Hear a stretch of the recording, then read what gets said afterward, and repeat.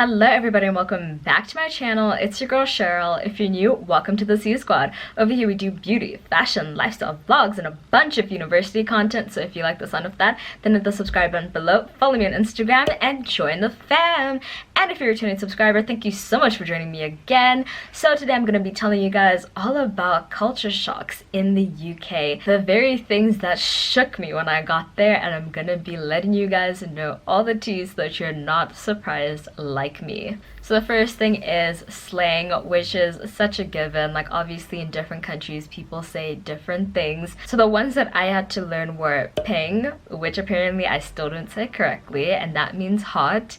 And then shout, so if you're like, if my brother's like, let's have McDonald's, and I'm like, that's a shout. It's like, I guess like a good idea kind of thing.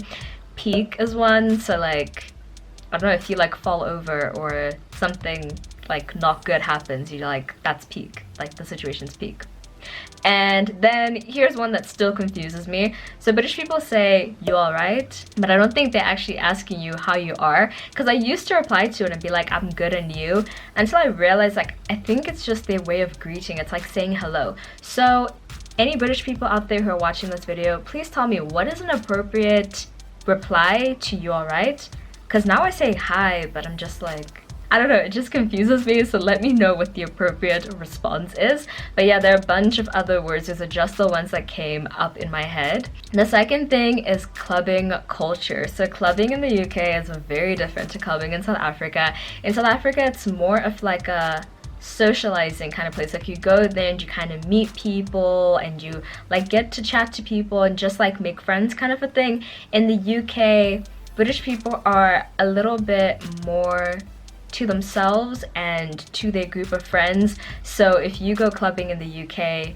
the idea is that you're supposed to hang out with the people you went out with like the entire time, which I find to be really restricting, because I'm like here, there, everywhere. Like I'm all over the place, and I like to go and meet people and just like hang out and stuff. And in the UK it's like very restricting. You're just with your people. So that's one thing that I'll say is different. Another thing is prees are such a big deal in the UK, and I don't know if it's just my group of friends, but like when I'm in South Africa I don't really do prees that much. Like most of the time it's just cheaper to go and drink at the club, so that's what I tend to do. But in the UK, because the drinks are so expensive at clubs, it's much cheaper to buy your alcohol and then to pre in the flat. And so then the idea is that when you go out to the club you don't buy as much. Like maybe you buy 1 or 2 drinks, but it's because you already pre'd when you were in the flat. Another thing is prees go on for a really long time. Like prees can go on until 11, 11:30, and then you're leaving the house to go to the club.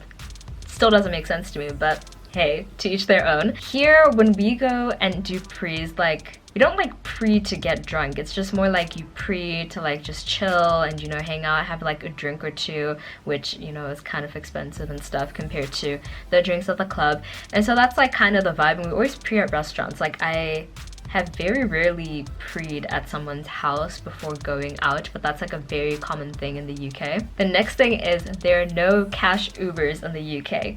Well, they might have changed this since I left, but when I was there you couldn't get an Uber and like pay for it in cash. I don't know why that is a thing, but it is. I remember I took the bus and I was going down the wrong way, and then I wanted to like get off because I figured if I go all the way there I'm not even gonna know how to get back. So I get off the bus and I'm like, it's fine, I'll just call myself an Uber and get to where I need to go.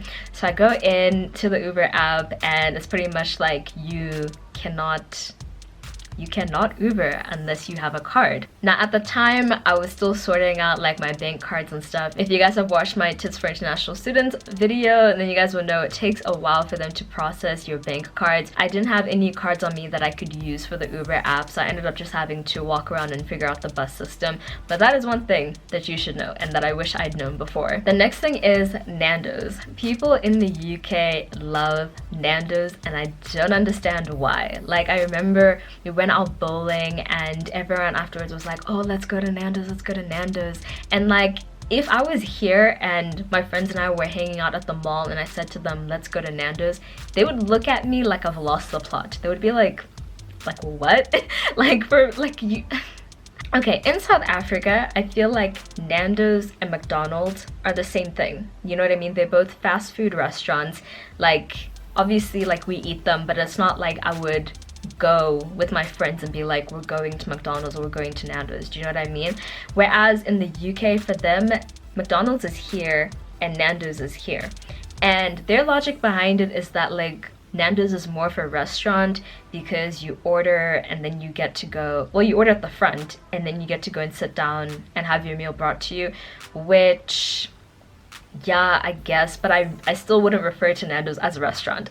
Nando's to me is a fast food chain. But yeah, they really love Nando's. I'm not even that big a fan of Nando's. I only started eating Nando's like recently, like in the last year, and I only eat the wings, and I could actually go the rest of my life without eating Nando's. Like it really, I could live a fulfilled life without Nando's. It really doesn't affect me. But British people, they'll probably not survive without Nando's. So the next thing is diversity. So obviously in South Africa, it's the Rainbow Nation. We have quite a diverse country and different kinds of people living here. And it's the same in the UK. But I think in South Africa, you'll find that if you're black, you're part of the majority. Like more people in South Africa are black than any other race.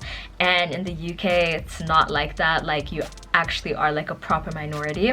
And I checked out the stats on this, and apparently about 75% of South Africa is black people, and in the UK, less than 8% of the population is black. Like in flats, you might have at most 2 black people living in the same accommodation, and when you're walking around campus, you don't really see like that many people who look like you. So that's why things like the African and Caribbean Society are so important, so that you at some point can be around people who you maybe are more similar to.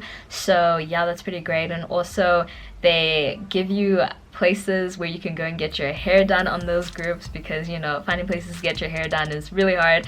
And also they give you tips on where you can find traditional food or cultural food. So if you're looking for like jollof rice or pap, like there are stores in London or in Brighton that have that kind of food, so you can always get advice from there. I personally don't eat traditional food, so I don't really know where those places are, but you can definitely go and check them out. The next thing is weather. So obviously the UK is cold, that's what everyone tells you, and it's cold for like 9 months out of the year, and even their summer is not really that warm. Like it's like a very tame summer. But obviously in South Africa we have like 6 months of winter and 6 months of summer, and yo, the summers can get hot. Like October, yo, I'm so glad I'm not gonna be here in October, you guys, because it gets real hot, like to the point where you can't even function. So yeah, that's also a big thing. And it rains a lot in the UK. It doesn't really rain that much. Like you have rain seasons here, but like in the UK it literally just rains all the time. Another thing I want to touch on is prices. Now this gave me the shock of my life, you guys. Like when I got to the UK, like I didn't realize how expensive things were gonna be, and so every time I was in a store, every time I wanted to buy something, I would automatically be converting in my head, and it drove me crazy, to the point where my dad sent me a message and he was like, Cheryl, if you're going to convert, you're going to starve to death. And I was like, accurate, because I was literally like avoiding buying expensive things, but you just kind of have to realize like the UK is expensive and most international countries are expensive. So yeah, the prices they'll shake you for sure. Another thing is the traffic lights, you guys, which is something that I thought I was going crazy when I was looking at it, because I thought maybe South African traffic lights are like that as well, and I'm confused or something.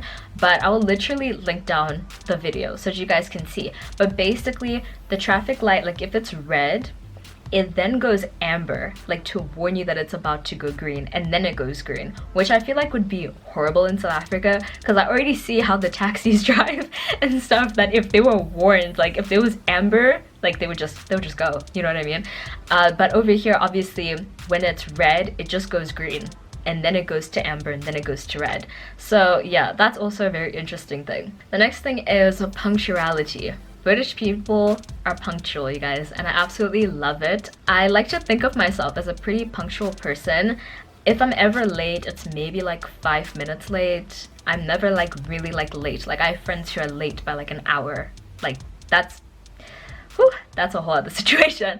But yeah, no, I'm usually pretty on time, and I love it. Like when my flatmates are like, oh, we'll come by your door at 6 p.m. It will literally be 1800 on the dot, and they'll be knocking on my door, and I'm like, wow, this is punctuality at its finest. So I don't know if it's because like South Africa is just kind of like a chilled place and stuff. It's not really like, you know, like this. So I think we just run more in like Africa time here, where it's just kind of like, you know, I'll get there when I get there, and it's not really that deep. But in the UK, everyone's pretty punctual for the most part. Now, in terms of social media, Snapchat is like the biggest thing in the UK. Everyone uses Snapchat. Like if you're at a club and you meet people, they'll be like, add me on Snap and all that stuff. And I don't know if anyone else is like me, but I deleted Snapchat like in 2016. Like it was cute for like a minute, and then like by the time I got to grade 11, I was like, I don't even need this. I literally deleted it, and then I had to re-download it when I got to the UK because everyone was asking me if I had Snapchat, and they kept looking at me like I was crazy when I said no. So Snapchat is like a huge thing. People don't really use WhatsApp. People like, they use Instagram, but like not really. Like if I'm clubbing in South Africa and I meet someone, they'll add me on Instagram, but in the UK they'll add me on Snapchat, of which I don't care about how many people I have on Snapchat. I need more Instagram followers. If you're not following me on Instagram, follow me at @Shara_Moya. But yeah, so I find that so interesting. And even like Facebook Messenger is like a thing.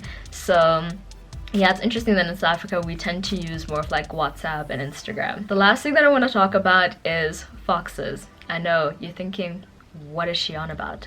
But the first time I saw a fox in real life was in the UK. Like they just roam. Like they just roam. That's just like they're living their lives, you know, comfortably. Like literally I was walking with my flatmates and I saw a fox, and I thought it was a stray dog. And they kind of looked at me funny, and they're like, no, like we don't really have stray dogs here. And they were like, it's a fox. And I was like a fox? And they're like, yeah, a fox. And literally if you're walking around at night, you'll just find them and they'll just be walking along. And yeah, I don't know if they attack people. I haven't heard any stories of attacking, but yeah, they're just kind of like roaming and living their lives. And also at night, you guys, these things can cry to the point where they sound like babies. Or is it their mating call or something? But there will be like fox noises, and like you'll think there's a baby crying, but it's actually a fox.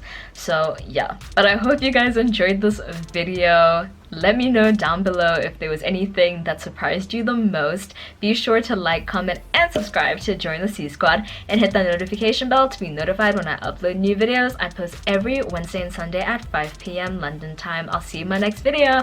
Bye!